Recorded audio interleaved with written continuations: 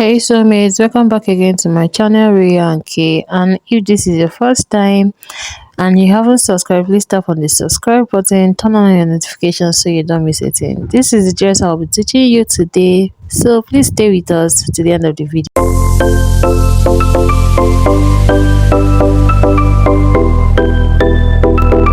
Ria and K. Welcome back. So today we'll be needing this material: a paper, a marker. This is taffeta material, 1 yard. This is mikado, half yard, and that's a doll face for lining, 1 yard too. So these are all the materials we'll be needing. So let's just go straight to drafting. The body's length, they have measurement is 11 inches. That's what I just marked across. Use your marker to just roll it over. For the shoulder is 9 inches divided by 2 is 4.5. Went down 4.5 also for the armhole depth. Will not be going too low because of the design, but if it were to be a regular sleeveless dress, I will make it 5 inches, but for this I'll be making it a 4.5, so the breast area isn't exposed. So the neckline, I'm going 2 inches by 2.5 depth, and just give it a nice curve. Go half an inch down on the shoulder measurement and give it a slant because our body isn't straight. That's the chest measurement for the child divided by 4 give me 6. Then the waist measurement divided by 4 plus 1 inch sewing allowance, and I've marked it out there. Give it a nice curve for the armhole even though we will not be needing it for this design. So from the line that we gave for the neckline, we'll curve it like this, still maintaining that previous armhole, and that's it for the center front.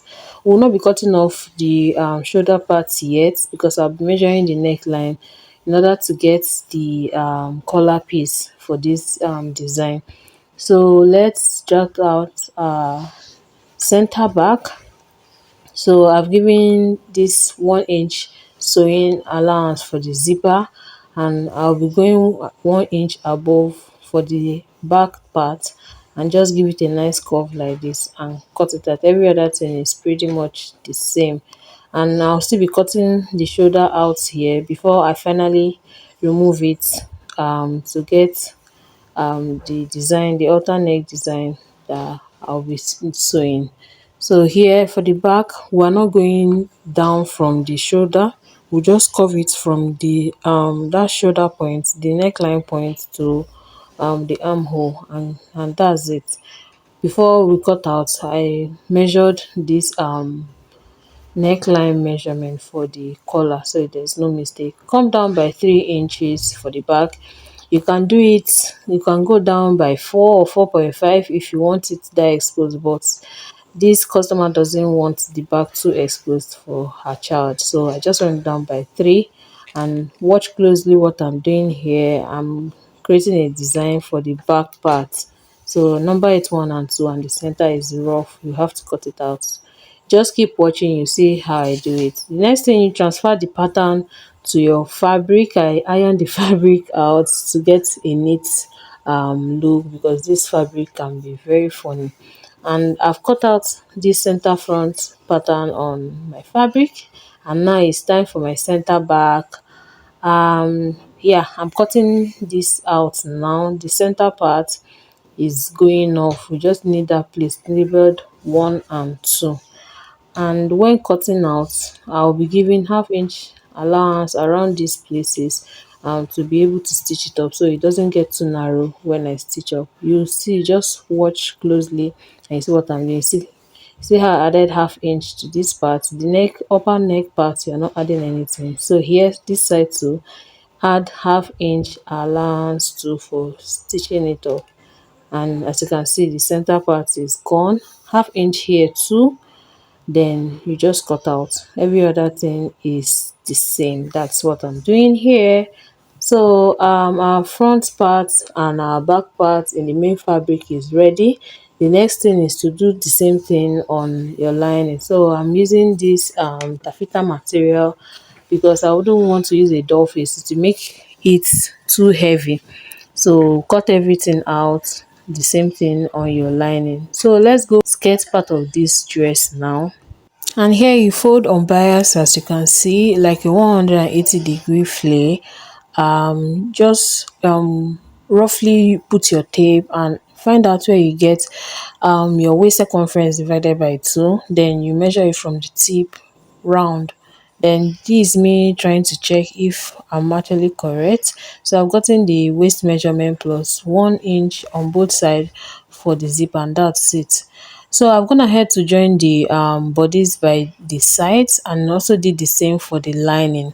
And it's now time to turn the lining and the fabric so I can get that design behind. Yes, so that's the next thing. You will be leaving that zipper part, then stitch everywhere else like I'm showing here. You leave this neckline, it's optional, you can also sew it, but I left it. Then sew every part up apart from the 1 inch at the edge for the zipper, then you iron. So that aside, let's draft our collar piece for this dress. So I measured the front neckline from center front to the shoulder. It gave me 3.5 and the back one gave me 3, so that is 6.5. So that's what I just marked out here. And from the center front to the shoulder, it's you mark it there what it gave you, which is the 3.5, and that's the center line I just marked there. You go half inch below for the center point. All these places I'm marking half inch, half inch. You go half inch above here too, and you see how I get to curve it because our neckline is not straight, so you have to give it a good curve. Then I went up by 2.5 inches, half inch up and down for stitching, and the remaining 1.5 is the width of this collar. So you just cut it out and go ahead to cut it out on your fabric. So here I've turned out the lining, the main fabric with the lining, and there is it. Give it a good press, and as you can see everything is looking well laid. So there's something I did. I went ahead to attach the zipper so I can close up that upper part of the zipper allowance, but I didn't attach it fully, just about 1.5 inches. I just attached there, just on the main fabric, not on the lining, because I wanted to finish up that. So here, this is the bow that will be behind the dress. It's 20 inches by 8 inches. So that aside, I've cut out the collar, I've ironed, and I've sewn one part, the upper part. So the lower part is open, and here I'm attaching it. You attach it to the center front first, mark the center of the collar too, and attach. So here I'm marking out 1 inch allowance for the hook or the fastening you'll be using, because there is actually a zipper allowance for in that neckline.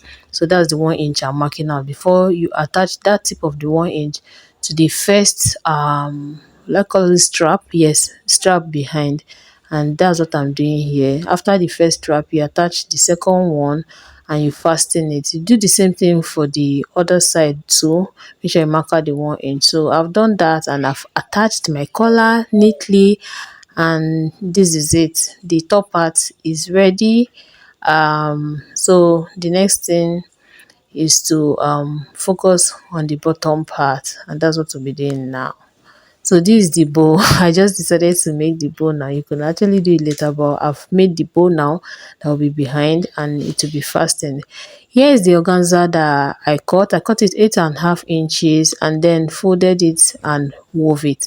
This is the skirt part. I've joined the center back, and this is the circle that will guide me when attaching the organza to it to form a rose. So I decided to add this part of the process to this video, so maybe you can I don't know if it will be very clear for a beginner or a first timer sewing this design, but this is how I do it. The tip the tip of the organza that are folded. That's where I start from the center of the circle. Then you just keep going round gently. Maybe because this is manual, I don't own an electric or an industrial sewing machine, so I don't know about the speed and how to handle it. But from my own, I just see it's not an easy work because you need to make sure the skirt is straight and just do it gently and the beauty will surface. So for the first two rounds you'll be going on this skirt part with the organza, you just sew straight. Then after like two rounds, you begin to pleat, because if you continue sewing it straight like that round, everything will be standing up. It will not give you that perfect rose that has like an opened rose. It will just stand up. It will be like a cone. It will just be standing. So if you want it to be an open rose, you have to pleat it. Like after two rows, you start pleating and sewing down. You do it for all the circles you've marked. So here I'm done with the skirt part. I've done roses on the entire skirt, so it's time to join it now. The top part, we'll finish with it. Then you will join the lining of the top part, the lining of the skirt that I've also marked out, and then you finish up the zipper. So this is what I'm doing. This is center front for the bodice and the center front for the skirt, which I pinned there to be able to identify it. Then I've also marked it with a chalk now. Then you match it up center front to center front. Then you go to the zipper side, you match it up, do the same for the other part, and then you sew. The same thing you are doing for this main fabric is what you do for the lining too. The lining, the upper part, center front of the lining, the center front two of the skirt, and you match it up. So here I've attached it. This is the little design I'll be doing for the front. I will stitch it up. I just use a pin to pin it up there. I'll be using an invisible thread to stitch it. I don't really like glue. Then I'll be doing small stoning on it with a pressing iron. If you don't have a steam iron, I usually will spray the fabric with a little water, then iron. I'll be putting a pressing button there, then attaching these two, and our dress will be ready. If you have watched up to this moment and you haven't subscribed, please tap on the subscribe button, turn on your notifications so you don't miss a thing. Leave a comment, give us a thumbs up if you are really enjoying this video. Thank you. And our dress is 100% done. Would you be trying this? Until my next video, bye. Yeah. Uncle.